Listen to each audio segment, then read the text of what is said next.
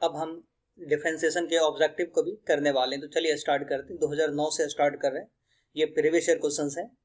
First question यहाँ पे y is equal to sec inverse root x plus one by root x minus one plus sine inverse root x minus one by root x plus one. हम सारा theoretical concept समझते हुए चलेंगे। अगर आप lecture देखेंगे तो निश्चित रूप से एक भी क्वेश्चन नहीं छूटेगा। और हम ऑब्जेक्टिव के बारे में कुछ बोल रहे हैं, इसे आप जरूर सुनेंगे और ये पालन भी करेंगे इसका, कि एनसीईआरटी में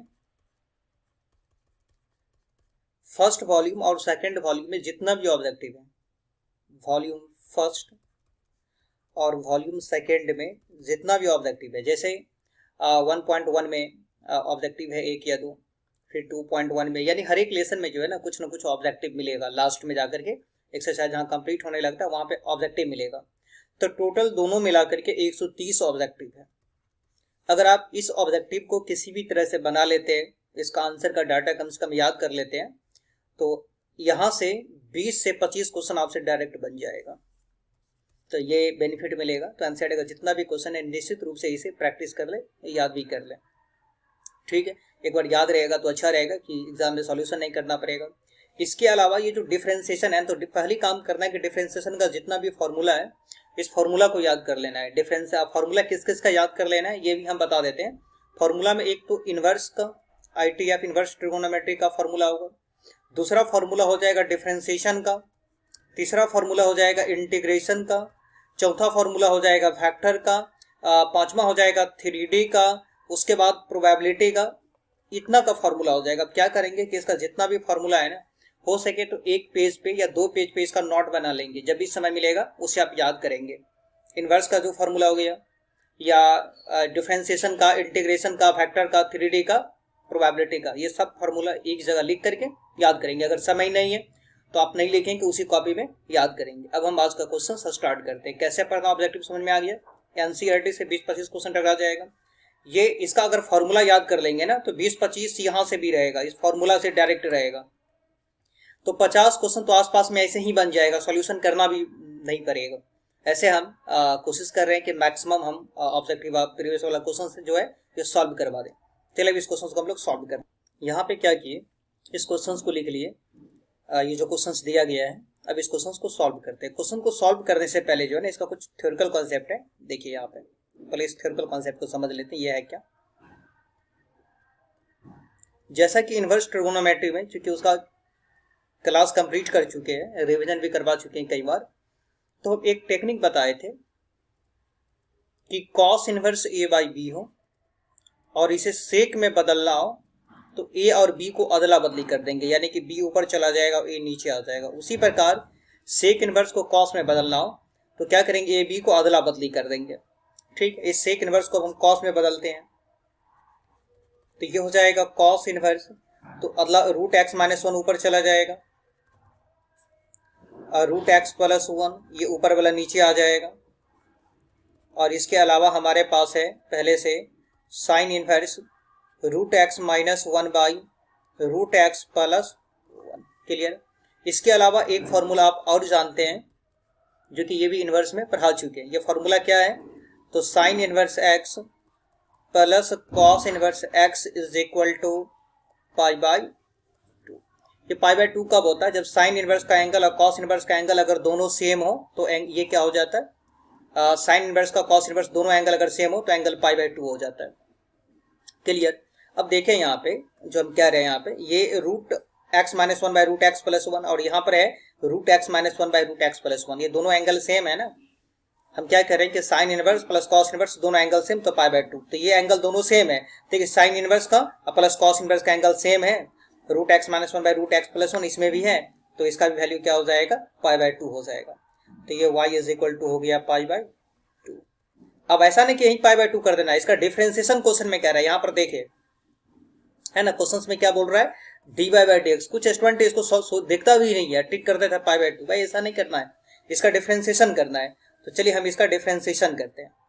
तो d y by d x, चूंकि ये कांस्टेंट है पाई बाई टू, तो कांस्टेंट का डिफरेंशिएशन क्या हो जाएगा, जीरो हो जाएगा। तो इसका आंसर क्या हो जाएगा, जीरो हो जाएगा। आज के बाद ये क्वेश्चन जो है ना पूछा जा सकता है 2 मार्क्स में भी। तो यहाँ पे रूट एक्स है ना, कई बार हम देखें कि रूट एक्स को हटा करके x square x square x square x square रख देगा, भाई कुछ भी रखेगा ना क्वेश्चन आपसे बन जाएगा। अब हम लोग देखते हैं आज का सेकंड क्वेश्चन देखें। अब यहाँ पे ये दूसरा क्वेश्चन समझने से पहले कुछ कॉन्सेप्ट हम यहाँ पर बता रहे हैं, ध्यान से इसे आप देखेंगे कॉन्सेप्ट क्या है यहाँ पे समझा रहे हैं। देखें, जैसे कि y बराबर एफ एक्स लिखा हुआ है, क्लियर। ये जो है ना किसी कोई कर्व है और किसी कर्व का ये इक्वेशन दिया गया y बराबर एफ एक्स से। अब आप इसका डिफरेंशिएशन कर दें तो y का डिफरेंशिएशन क्या हो जाएगा, dy बाई डी एक्स हो जाएगा, और f का डिफरेंशिएशन क्या हो जाएगा, f डैश हो जाएगा, क्लियर। तो ये जानते हैं ये dy बाई डी एक्स को क्या कहा जाता है, ये हम अभी समझा रहे हैं, इसे जरूर याद रखेंगे, थोड़ा सा ये है याद रखेंगे। तो दो बात इसमें याद रखना है, पहला कि slope of tangent, slope of tangent का फॉर्मूला हो जाता है, यहां लिख देते हैं, ये जो dy बाई डी एक्स है इसे कहा जाता है स्लोप ऑफ टेंजेंट कहा जाता है। टेंजेंट यानी स्पर्श रेखा, हिंदी में बोलेंगे यहाँ पे स्पर्श रेखा, तो स्लोप ऑफ टेंजेंट को स्पर्श रेखा कहा जाता है। तो dy बाई डी एक्स को हम क्या बोलेंगे, स्लोप ऑफ टेंजेंट, यानी टेंजेंट का स्लोप हो गया, है ना। कोई पॉइंट दिया रहेगा, ये x1 y1 इतना कंसीडर नहीं करेंगे, मेन याद रखेंगे dy बाई डी एक्स, कोई पॉइंट दिया रहता है, इस पॉइंट का मान जो है ना जो भी इक्वेशन से रहता है उसमें x, जैसे मान लीजिए 2 3 है, तो जो भी यहाँ इक्वेशन रहेगा x के जगह पे 2 और y की जगह पे 3 रख देंगे, बस इतना याद कर लेंगे कि टेंजेंट का slope dy by d x. उसी प्रकार एक बात और याद कर सकते हैं, दूसरी बात यह याद कर लेंगे, स्लोप ऑफ नॉर्मल, जो फॉर्मूला बता रहे हैं दिमाग में सेट कर लेंगे, कहां से आया कैसे आया कुछ भी नहीं, बस जो फॉर्मूला है उस दिमाग में सेट कर लेंगे। स्लोप ऑफ नॉर्मल, तो स्लोप ऑफ नॉर्मल क्या होता है, -1 by dy by d x, क्या हो जाएगा, -1 by dy by d x. यहाँ पर जो भी पॉइंट रहेगा ले लेंगे, बाद में फॉर्मूला याद रखना है, -1 by dy by d x, ये भी हो गया। एक बात और हम यहाँ पे लिख देते हैं, इतना चीज तो समझ में आ गया होगा, उसी पे आधारित ये क्वेश्चन है। यहाँ पर क्या है कि y इज इक्वल टू है x cube x square plus 3x minus 4 दिया गया है, यानी ये किसी कर्व का इक्वेशन दिया गया है, ठीक है। अब स्लोप, स्लोप का ही दूसरा नाम ग्रेडियंट है, तो स्लोप ऑफ नॉर्मल, यहाँ पे स्लोप निकालना है, भाई किसका निकालना है, नॉर्मल का। तो क्वेश्चन को अच्छा से पढ़ेंगे कि स्लोप किसका बोल रहा है, नॉर्मल का बोल रहा है, ये स्लोप नॉर्मल का बोल रहा है कि टेंजेंट का बोल रहा है, क्लियर। अब हम लोग क्या करते हैं, यहाँ पे जो इक्वेशन है इस इक्वेशन को पहले लिख लेते हैं। देखिए यहाँ पे तो y बराबर क्या दिया गया है, एक्स स्क्वायर प्लस 3x अब -4 दिया गया है। हम लोग इसका डिफरेंशिएशन कर लेते हैं, तो इसका डिफरेंशिएशन कितना हो जाएगा, इसका डिफरेंशिएशन हो एक्स स्क्वायर का डिफरेंशिएशन हो जाएगा 2x हो जाएगा, क्लियर, और 3x का डिफरेंशिएशन हो जाएगा 3 हो जाएगा। अब यहाँ पे देख रहे हैं एक पॉइंट दिया हुआ, इस पॉइंट का अगर हम अभी यूज कर लेंगे ना तो अच्छा रहेगा। पहले यहाँ समझा देते हैं, यहाँ पे y बराबर यानी y यह जो है ना किसी कर्व का इक्वेशन दिया गया और हमसे क्या कह रहा है कि भाई आप स्लोप निकालिए, किसका, नॉर्मल का, किस पॉइंट पे निकालना है, तो 1,1 पे। तो हम यहाँ पे काम और कर लेते हैं, 1,1 बोल रहा है ना, x 1,1, ये यहाँ लिख लिए 1,1। जानते हैं ना पॉइंट में क्या होता है कि पहला वाला पॉइंट x का लाता है, दूसरा वाला y, x, y होता है।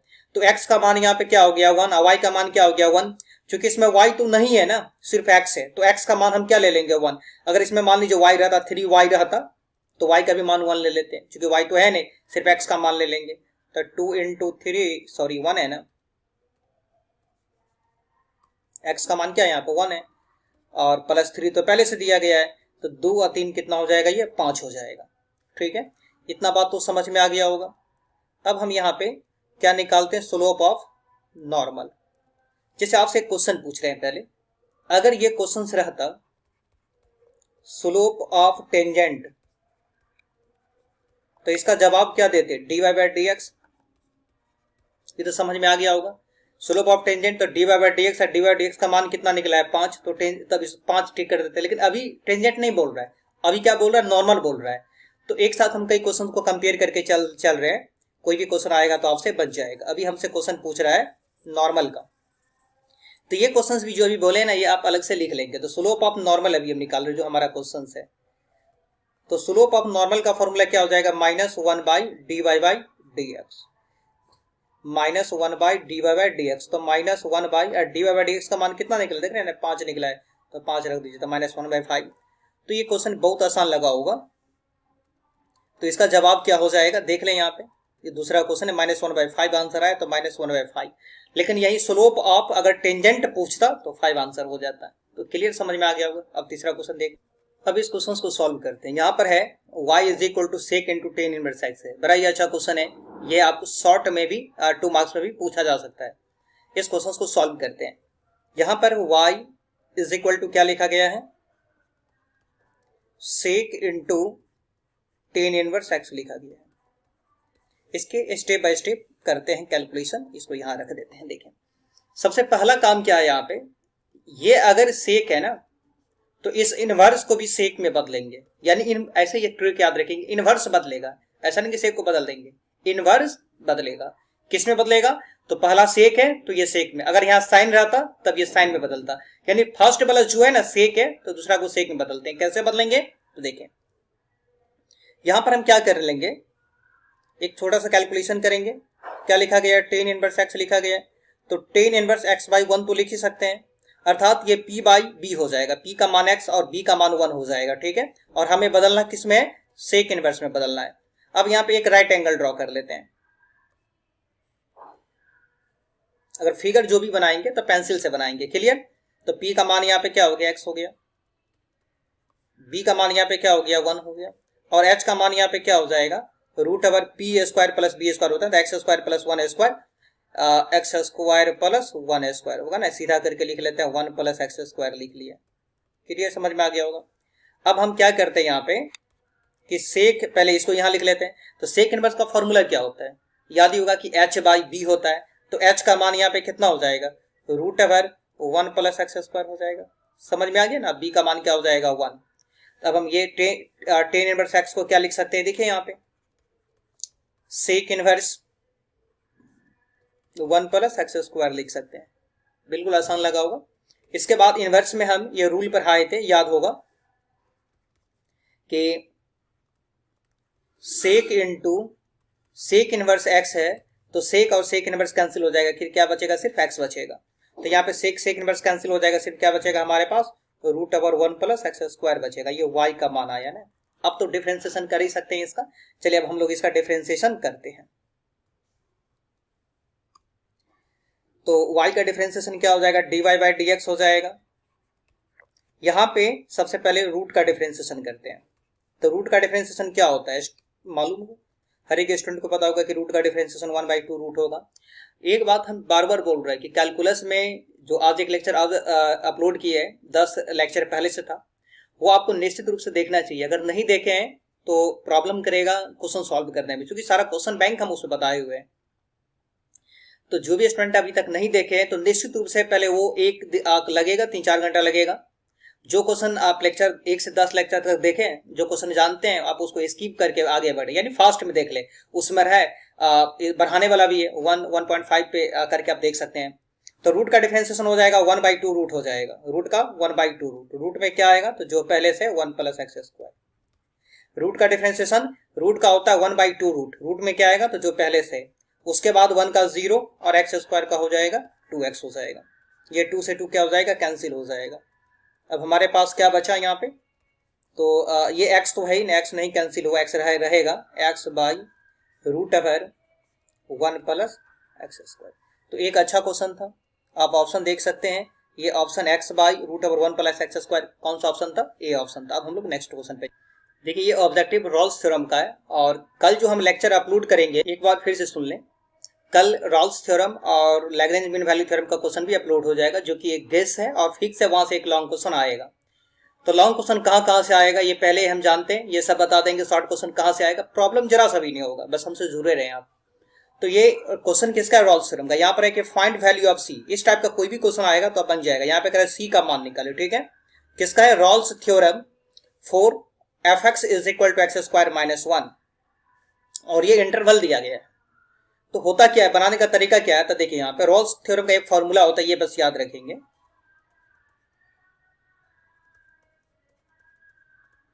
और रॉल्स थ्योरम भी इसको पढ़ेंगे हम। तो रॉल्स थ्योरम का ये फॉर्मूला याद रखेंगे कि f' c = 0। ठीक है, अगर ये फॉर्मूला याद है तो हमसे क्वेश्चन बन गया। अब सबसे पहले क्या करते हैं, एफ डैश सी निकालेंगे। इसके लिए पहले हम एफ एक्स लिख लेते हैं। यहाँ पे एफ एक्स क्या दिया गया, यहाँ पे एफ एक्स दिया गया है एक्स स्क्वायर माइनस 1।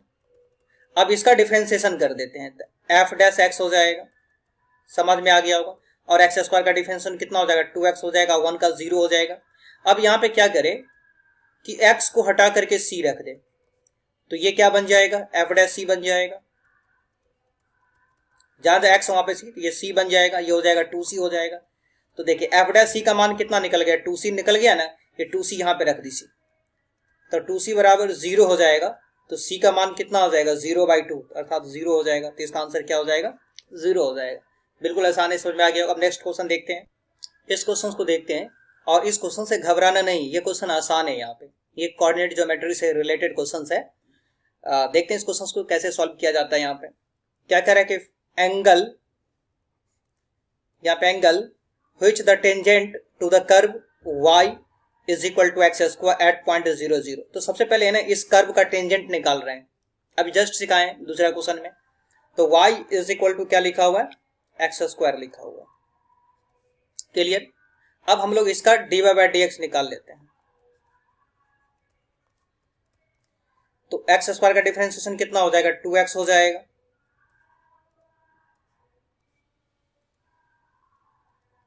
अब यहां पे पॉइंट भी दिया हुआ है, तो पॉइंट भी ले लेते हैं साथ में। तो dy/dx 0,0, इसका अर्थ हो गया कि x का मान 0 है। यहाँ पे देखिए x का मान 0, y का मान 0। तो हम क्या करेंगे, हमारे पास तो x है ना, y तो है नहीं, तो x का मान यहाँ 0, तो x का मान 0 रख देंगे। तो 2 गुने 0 बराबर क्या हो जाएगा, 0 हो जाएगा।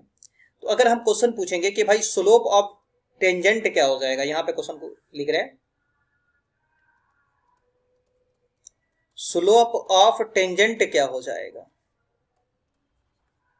तो स्लोप ऑफ टेंजेंट हम लोग किसको कहते हैं, dy/dx को कहते हैं।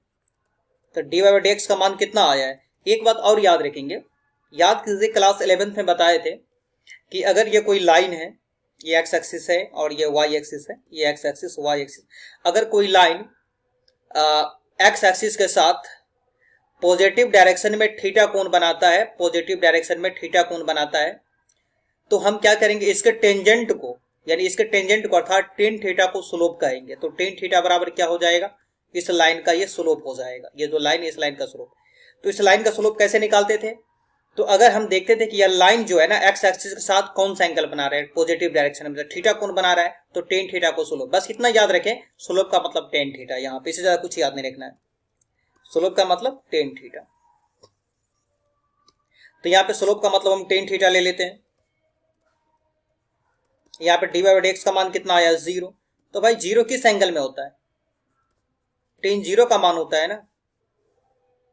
तो थीटा का मान यहाँ पे क्या हो जाएगा, एंगल निकालने के थीटा का मान 0 हो जाएगा। यही तो एंगल है, इसका आंसर क्या हो जाएगा, 0 हो जाएगा। सारी समझ में आ गया होगा। अब हम लोग चलते हैं नेक्स्ट क्वेश्चन। चलिए इस क्वेश्चन को हम लोग सॉल्व करते हैं, और जो क्लास 11th में कोऑर्डिनेट ज्योमेट्री पर है उसी पर इस क्वेश्चन को हम अच्छा से समझा रहे हैं यहाँ पे।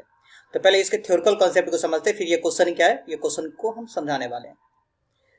यहां पर है क्या, जैसे ये कोई लाइन है, ठीक है, ये कोई लाइन है, ये लाइन है, इस लाइन का हम बात करें, ये कोई लाइन है, और ये लाइन जो है ना एक्स एक्सिस के साथ पॉजिटिव डायरेक्शन में थीटा कोण बना रहा है। तो इस लाइन का स्लोप क्या हो जाएगा, इस लाइन का, इसे हम slope of line, slope of line या टेंजेंट भी कह सकते हैं लाइन को। तो लाइन ना लिख करके हम टेंजेंट लिख देते हैं, जो समझने में थोड़ा सा आसान हो। हम लाइन को टेंजेंट भी कह सकते हैं। तो ये बात क्लियर हो गया। तो स्लोप ऑफ टेंजेंट क्या होता है, तो आज ही बताए थे, अभी जस्ट बताया इससे पहले वाले क्वेश्चंस में, कि अगर कोई लाइन एक्स एक्सिस के साथ पॉजिटिव डायरेक्शन में थीटा कोण बना रहा है, तो उसके टेंजेंट को अर्थात टेन थीटा को उस लाइन का स्लोप कहेंगे। तो यहाँ पे स्लोप क्या हो जाएगा, टेन थीटा हो जाएगा। क्लियर, ये हो गया, ठीक है। अगर हम ऐसा करें, यहाँ पे इस लाइन को जो हटा देते हैं यहाँ पे, ठीक है, और एज्यूम कीजिए ये जो लाइन है ना एक्स एक्सिस के पैरेलल हो जाएगा। ये लाइन है अगर ये लाइन एक्स एक्सिस के पैरेलल हो जाएगा तो भाई एंगल क्या हो जाएगा, 0 डिग्री हो जाएगा। कि दो पैरेलल लाइन हो तो दोनों पैरेलल लाइन के बीच का एंगल 0 डिग्री, तो यहाँ पे क्या लिखना पड़ेगा, 0 डिग्री लिखना पड़ेगा। तो दो लाइन अगर पैरेलल हो जाए तो एंगल क्या हो जाएगा, 0 डिग्री हो जाएगा। तो यहाँ पे ये जो एंगल है उस समय स्लोप ऑफ टेंजेंट क्या हो जाएगा, 0 डिग्री हो जाएगा, यहाँ पे 0 डिग्री हो जाएगा। तो टेन 0 का मान क्या होता है, 0 होता है। और टेंजेंट स्लोप ऑफ टेंजेंट को हम कैसे लिख सकते हैं, dy बाई dx लिख सकते हैं। आज ही समझाए थे कि स्लोप ऑफ टेंजेंट को dy बाई dx लिख सकते हैं। तो पहली बात ये याद करवा रहे हैं यहाँ पे कि अगर कोई लाइन का मतलब टेंजेंट, अगर कोई टेंजेंट ये कोई लाइन बोले या टेंजेंट बोले बात बराबर, अगर कोई टेंजेंट एक्स एक्सिस के पैरेलल है, अगर कोई टेंजेंट एक्स एक्सिस के पैरेलल है तो dy बाई dx बराबर क्या याद रखेंगे, 0 रखेंगे। ये बात क्लियर हो गया, एक बात यहाँ पे। अब दूसरा बात बताते हैं यहाँ पे कि अगर ये लाइन, मान लीजिए लाइन को हटा देते, यहाँ से कितना संभावना है, कितना क्वेश्चन बन सकता है ना, हर एक संभावना पे हम बात करें कि आपसे क्वेश्चन नहीं छूटना चाहिए। अगर लाइन परपेंडिकुलर हो जाए, अगर लाइन परपेंडिकुलर हो जाए तो एंगल क्या हो जाएगा, 90 डिग्री हो जाएगा। तब यहाँ पे क्या लिखेंगे, 90 डिग्री लिखेंगे। और टेन 90 का वैल्यू क्या होता है, इन्फिनिटी होता है। तो dy by dx infinity. Infinity कब होगा, अगर टेंजेंट पैरेलल हो जाए किसके, y एक्सिस के, y एक्सिस के पैरेलल हो जाए, अन्यथा x एक्सिस के परपेंडिकुलर। तो ये बात जो अब हम लिखेंगे ना तो समझ में आ जाएगा। अब इस पॉइंट को समझा देते हैं, यहाँ पर हम क्या लिखे हैं, जस्ट अभी समझाए थे कि टेंजेंट अगर पैरेलल होगा x एक्सिस के तो dy बाई dx का मान क्या हो जाएगा, 0। तो याद कर लेना है कि टेंजेंट अगर x एक्सिस के पैरेलल है तो 0, dy बाई dx बराबर 0। पूरा डाटा सहित याद रखेंगे, क्लियर। और टेंजेंट अगर पैरेलल होगा y एक्सिस के तो dy बाई dx बराबर क्या हो जाएगा, इन्फिनिटी हो जाएगा। ये भी क्लियर हो गया।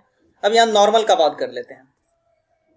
तो नॉर्मल अगर पैरेलल हो x एक्सिस के, नॉर्मल अगर x एक्सिस के पैरेलल हो तो भाई अभी समझाएं कि अगर कोई भी लाइन का बात कर रहे हैं अभी हम, अगर कोई भी लाइन x एक्सिस के पैरेलल तो स्लोप क्या होता है, 0। समझाई थे ना अभी कि कोई भी लाइन अगर x एक्सिस के पैरेलल है तो स्लोप क्या हो जाएगा, 0।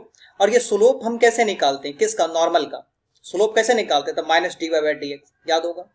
हम स्लोप निकालते हैं किसका, नॉर्मल का, तो minus 1 by dy by dx। अब ये जो 1 बाई dy बाई dx है, चूंकि ये dx कहां पर है, भाग में, भाग का भाग है, तो dx गुना में चला जाएगा, ऊपर चला जाएगा। यानी देखें ये dx ऊपर चला जाएगा, dx है ना, dx मल्टीप्लाई में चला जाएगा, तो dx बाई dy, इसके पीछे माइनस रहेगा ना, तो माइनस जो रहेगा तो ये 0 के साथ क्या हो जाएगा। अगर मान लीजिए माइनस है तो हम क्या करेंगे, इस माइनस को 0 के बट्टा में लेके चल जाएंगे, तो माइनस खत्म हो जाएगा ना, इसलिए माइनस हम यहाँ पे नहीं लिखें। तो याद कर लेंगे ये बात को जो अभी हम कह रहे हैं कि अगर normal parallel to x axis, अगर नॉर्मल x एक्सिस के पैरेलल है तो dx बाई dy का मान क्या हो जाएगा, 0। dx बाई dy का मान 0।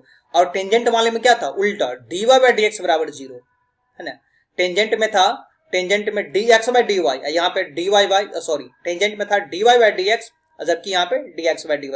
एक बार आप लिखेंगे ना, या दोबारा एक बार लिखेंगे तो आपको समझ में खुद आ जाएगा। यहाँ पर देख ले, normal parallel to y axis, तो जस्ट समझाए थे कि भाई स्लोप इन्फिनिटी हो जाएगा। किस केस में इन्फिनिटी हो जाएगा, अगर y एक्सिस आएगा तो स्लोप हम लोग कैसे निकालते हैं, किसका, नॉर्मल का, तो minus 1 by dy by dx, dx गुना में चला जाएगा।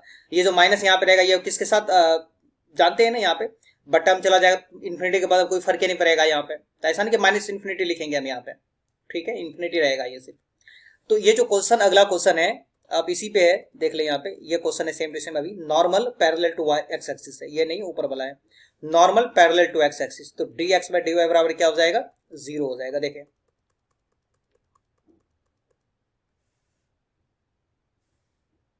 यहाँ पे क्या लिखा है, normal parallel to x axis. जब भी क्वेश्चन पूछेगा ना तो x एक्सिस पूछता है, y हम देखें कि y एक्सिस नहीं रहता है क्वेश्चन में।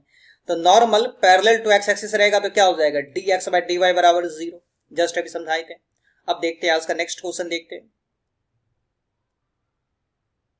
ये 5 क्वेश्चन हम लोग सॉल्व कर चुके हैं ना, हाँ 6-7 क्वेश्चन देखते हैं। यहाँ पे log x के पावर x है, तो y is equal to log x के पावर x है। तो ये जो पावर है ना पहले आ जाएगा। ये क्वेश्चन देखिए, ऑब्जेक्टिव बनाने से क्या फायदा होता है कि साथ साथ में सब्जेक्टिव भी तैयार हो जाता है। अब इसका डिफरेंशिएशन करते हैं। यहाँ पे दो फंक्शन है ना, एक को मान लेंगे u और दूसरा को मान लेंगे v। तो u इंटू वी का फॉर्मूला क्या होता है कि u को छोड़ो, x को छोड़ो और v का डिफरेंशिएशन अर्थात log x का डिफरेंशिएशन प्लस log x को छोड़ो और किसका डिफरेंशिएशन हो जाएगा, x का डिफरेंशिएशन हो जाएगा। क्लियर। अब हम क्या करते हैं यहाँ पे, अब यहाँ पे अगर ये क्वेश्चन सब्जेक्टिव में पूछा जाए तो अच्छा आंसर राइटिंग के लिए ये भी कर सकते हैं कि भाई हम यहाँ पे ये फॉर्मूला लगाएं। कौन सा फॉर्मूला लगाएं, तो u इंटू वी वाला फॉर्मूला लगाएं। u इंटू वी का डिफरेंशिएशन ये v है, अब प्लस v इंटू यू का डिफरेंशिएशन, ये अच्छा आंसर रेटिंग हो जाएगा कि जो भी फॉर्मूला आ रहा है हम वहाँ पे साथ में लिखते जा रहे हैं। अब देखें, क्योंकि हमारे पास स्पेस तो है नहीं, चले हम यहाँ पे लिख लेंगे इसको हटा करके। ये x हो गया और log x का डिफरेंशिएशन क्या हो जाएगा, 1/x हो जाएगा, प्लस log x और x का डिफरेंशिएशन यहाँ पे क्या हो जाएगा, 1 हो जाएगा। ये x कट जाएगा। हम ऐसा करते हैं कि फॉर्मूला आप समझ में आ गया होगा, आप लिख लेंगे खुद से। हम तब तक इसको हटा करके यहाँ पे इसका आंसर कंप्लीट करते हैं। तो ये dy/dx का मान जो आया ना, क्या आया यहाँ पे, ये तो 1 आ गया, अब प्लस ये log x हो गया। तो आंसर यहाँ पे नहीं है, इसे आगे बढ़ाया हुआ रहेगा। तो 1 को हम log e लिख सकते हैं ना, क्योंकि log e का मान 1 होता है, ये जरूर याद रखेंगे, log e का मान 1 होता है। log x हो गया, ठीक है। तो log a अब प्लस log b, देखिए ये फॉर्मूला होता है, यहाँ पे समझा रहे हैं यहाँ पे log में, log a plus log b formula होता है। किसका फॉर्मूला होता है, तो a गुने b का। हम उल्टा लिख रही है, एक्चुअली में log a गुने b log a plus log b होता है। तो log a plus log b किसका, log a गुने b का। तो ये किसका फॉर्मूला है, log e गुने x का। तो ये इसका आंसर हो जाएगा, यानी log ex ये आंसर हो जाएगा, ठीक है। कुछ और क्वेश्चन देख लेते हैं यहाँ पे, देखें बिल्कुल आसान है, फॉर्मूला है सिर्फ। तो साइन इनवर्स x का डिफरेंशिएशन क्या होता है, याद होगा कि 1/√1 माइनस एक्स स्क्वायर हो गया। अगला देखें यहाँ पे 15-17 में क्वेश्चन पूछा हुआ था, तो फॉर्मूला निश्चित रूप से याद रखें, जितना भी फॉर्मूला है। Sine inverse x plus cos inverse x का फॉर्मूला। अरे भाई ये आज ही समझाए थे कि x और x अगर दोनों सेम रहेगा तो क्या हो जाएगा, π/2 हो जाएगा। तो dy/dx हो गया π/2, ये इनवर्स का फॉर्मूला है। और π/2 कांस्टेंट, और कांस्टेंट का डिफरेंशिएशन क्या हो जाएगा, 0 हो जाएगा। तो ये भी समझ में आ गया। हम लोग नेक्स्ट क्वेश्चन देखते हैं। यहाँ पे देखें, ये क्या है, साइन x³ लिखा हुआ है ना, साइन x³ यहाँ देख रहे हैं। तो y इज इक्वल टू है साइन x³ है। तो dy/dx बराबर क्या हो जाएगा, पहले साइन का डिफरेंशिएशन होगा। साइन का डिफरेंशिएशन ये अगर मान लें, शॉर्टकट बता देते हैं, ऐसे आप लेक्चर में देख ही चुके हैं। साइन का डिफरेंशिएशन हो जाएगा कॉस, जो एंगल वो एंगल लिख लेंगे। अब साइन के बाद x³ का भी डिफरेंशिएशन हो जाएगा, x³ क्या 3x² हो जाएगा। फिर से बोल रहे हैं, साइन का डिफरेंशिएशन हो गया कॉस एंगल सेम, उसके बाद x³ का, तो पावर पहले पावर में से घट जाएगा। तो इसे क्या लिख सकते हैं, 3x² को पहले लिख लेंगे, अब कॉस इंटू x³। मैच कीजिए, कौन सा मैच किया, तो देखिए 3x² कहाँ पर है, कॉस x³, 3x², ये आंसर सी हो गया, ठीक है। नेक्स्ट क्वेश्चन हम लोग देखते हैं कि क्या नेक्स्ट क्वेश्चन है। यहाँ पे 10a² है, यहाँ पे 10a², इस क्वेश्चन को हम लोग सॉल्व करते हैं। अब यहाँ पर है क्या, y is equal to 10a² है, तो 10a² को इस तरह से लिख सकते हैं 10x का होल स्क्वायर। ये क्लियर, ये तो समझ में आ गया होगा। तो जब आप कैलकुलस का लेक्चर देखें, जो कि कई बार आपके बैच समय डिफरेंशिएशन में प्रॉब्लम तो होगा ही नहीं, यहाँ पे सबसे पहले पावर का डिफरेंशिएशन हो जाएगा।